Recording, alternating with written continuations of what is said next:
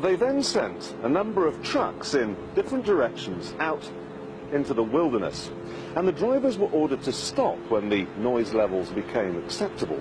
This gave them an imaginary boundary line, and anyone living on the inside of it was offered a simple choice. Stay, and you'll never hear another television program as long as you live. Or take the NASA shilling and get out.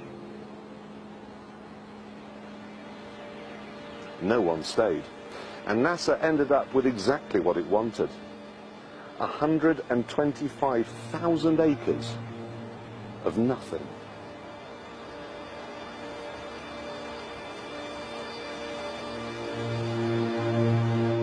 They even had to move 5 cemeteries, because the noise they were planning on making would wake the dead.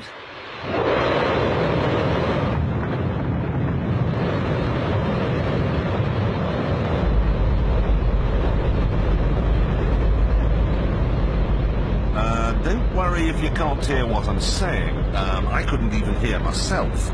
This is the loudest sound you could possibly conceive. And, as it turns out, the cleanest.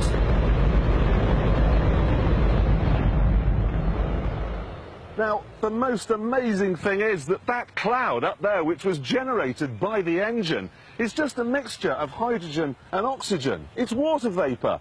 And in about an hour's time, someone in Mississippi is going to get wet washing. It will actually rain.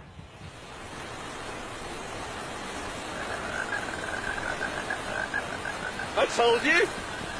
It's raining! That's unbelievable! Oh. NASA's playing God. It's making its own weather.